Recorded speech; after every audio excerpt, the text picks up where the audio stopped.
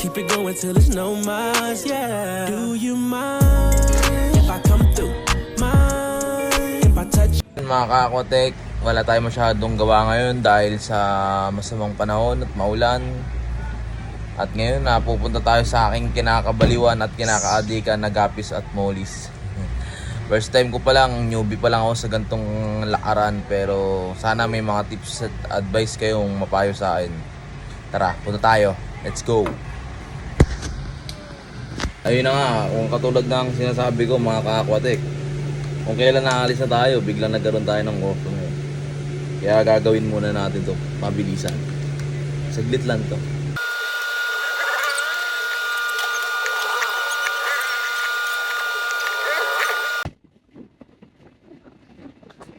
Tingnan siya pare. Only power niya. Ayun na nga. Punta na tayo ngayon sa ating kinakabaliwan, kinakaadikan. Gapis and Molly's.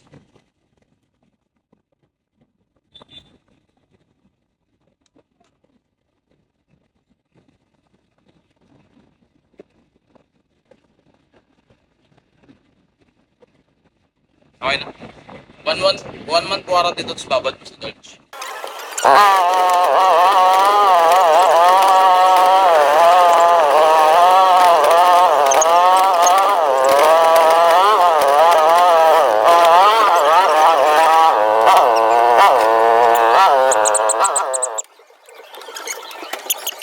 Yay! Ngayon mga kakotek, andito na tayo ngayon sa ating mini farm ng Gapis and Molly's. Yon. Mga kakotek, ito ang ating Molly, balloon Molly, dalawa.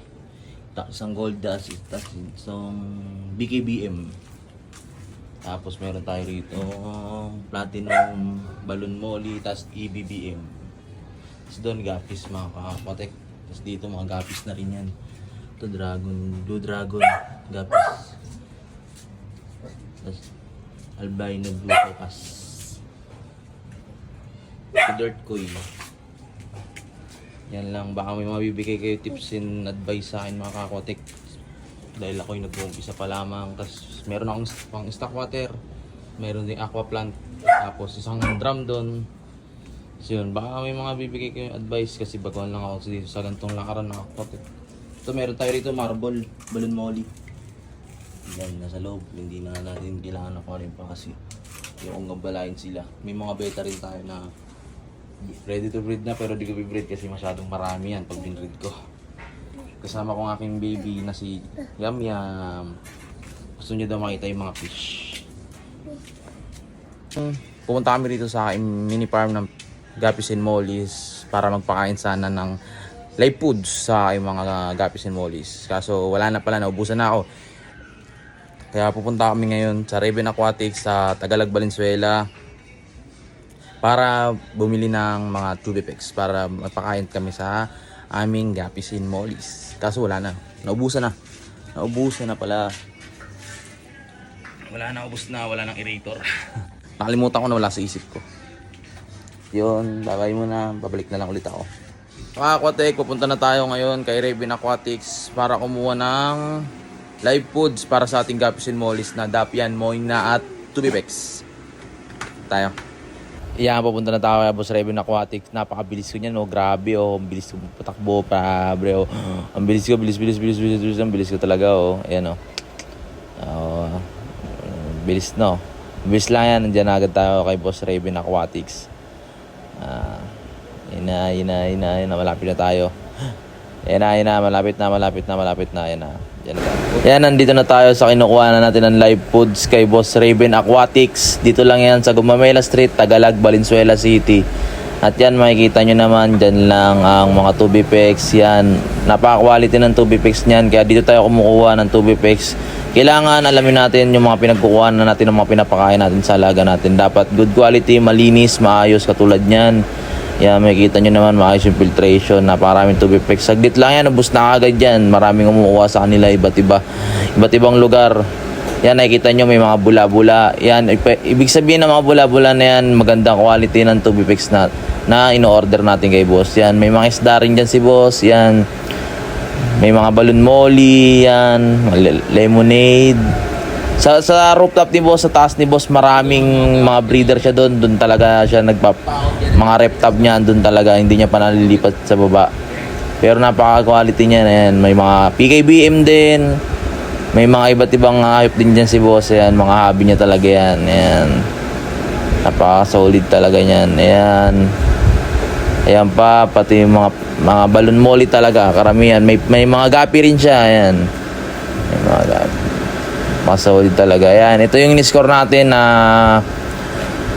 Dap niya mo na live yan para solid talaga ang mga kondisyon ng ating mga breeder na Gapisin Mollies. Yan, nakangas niyan. Tingnan mo, naka-slow motion pa. Grabe oh. Napaka sariwang-sariwa. Yan yung mga Tubipex natin. Yan, konti lang binibili ko para hindi masyado masira, para kasi wala akong maayos na filtration na katulad kay boss. Yan, yung stock to 1 lang, malapit lang naman si boss, konting biyahe lang. Nandito na ako kila boss, napaka-solid talaga. Ayan pa, amoy na yan oh. Sarap na naman mga Gapisin Mollies ko dyan. Grabe talaga. At yun na, nakalis na tayo kay boss Raven Aquatics. Pauwi na tayo, mabilis lang yan. At pag uwi natin, magpapakain na tayo ng ating Gapisin Mollies. Yan, medyo natagalan lang ako rito dahil traffic. Grabe, ang laki na nakaharang sa akin. Yan. Tagalan lang ako dyan. Pero yan, mabilis lang yan. Yan, malapit na tayo at papakain na natin ang gapis at mollies natin.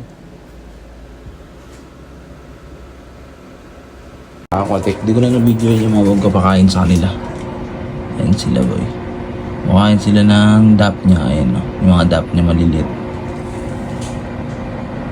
Hindi ko na na-videoan kasi hawak ko yung tube tsaka yung ligayan, kaya di na ako nawala sa isip ko mag-video din. Yan, pati mga beta kumakain na sila dahil niya. Ito yung mga gold dust na balon molly.